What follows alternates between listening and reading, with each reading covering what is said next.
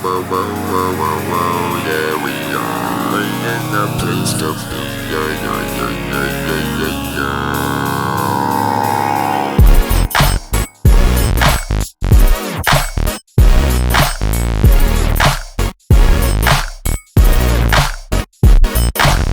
Hey guys, welcome back to another Technique Tuesday. Today we're going to be working on two of my favorite kicks, certainly two kicks that I use a lot, the spinning back and the spinning side kick. They're so similar with just one little knee rotation that separates the two, so we thought we'd do both today.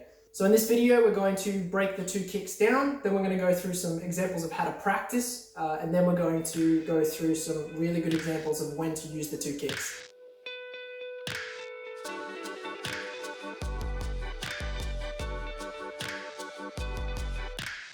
This technique has a lot of working parts, particularly in your legs and hips, so it's important to warm up and loosen your muscles sufficiently before starting.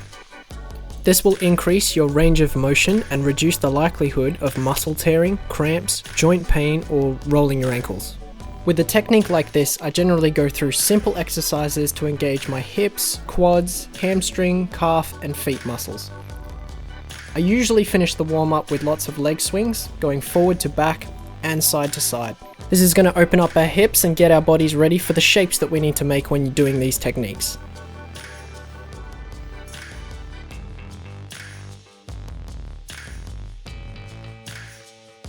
We're going to start simple with a neutral fighting stance, left foot forward, right foot back.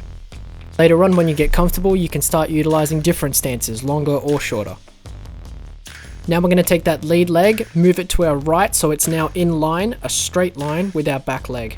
Later on, if you're finding it difficult to balance, simply take that front leg further past your right leg. Once we've got our foot across, then we're simply going to swivel on the balls of our feet 180 degrees, and we're going to look over our right shoulder behind us. It's important to try this step a few times to get the balance right, and this is also where you're going to find adjustments that you make to your own stance that's going to help you. Now that we're looking over our right shoulder and we're prepped, we're simply going to push off our right foot and bring our feet together.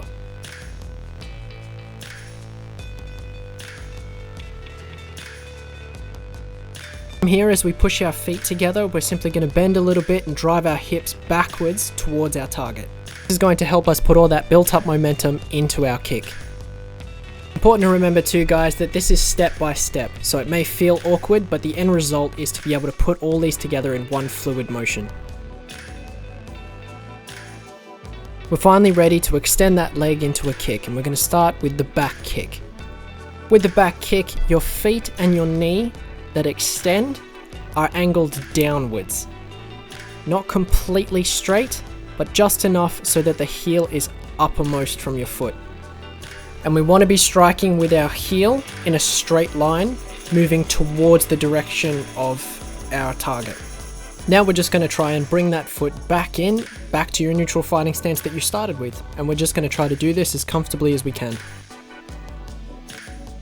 We are now going to go over my preferred technique, which is the spinning side kick. As mentioned before, there's only a little difference between the two. This time, the knee and foot are angled side on instead of downwards.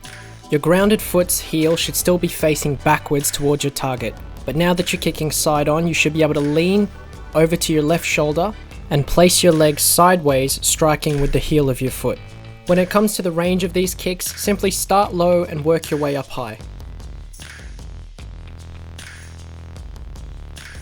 During this technique, your arms are used for both balance and to gain momentum. But while you're learning, simply let your hands go and try to focus on getting back to your fighting stance with your hands up.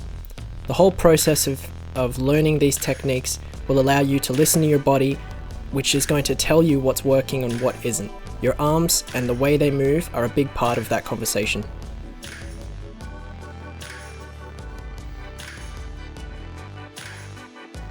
Practicing in the air is a great way to learn control, but in order to put power into these kicks, we need to build some momentum.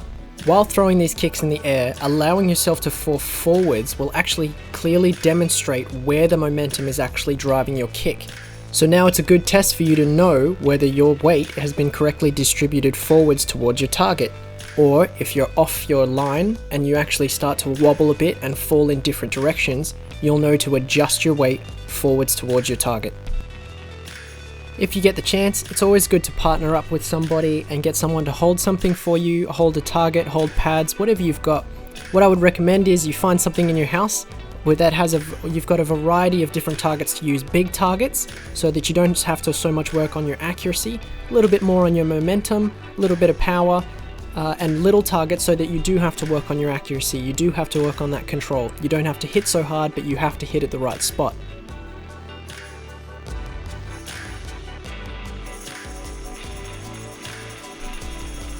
So now we're just going to go over two of my favorite times to use these techniques in sparring. The first, I like to set up the technique with a spinning heel kick to the head. This is going to allow the opponent to think that every time I spin, it's going towards the side of their head. With that set up, the next time I spin, I look to go for either of the techniques, the spinning side or the spinning back kick, to the body. So as they react and flinch upwards to protect their head, I kick low.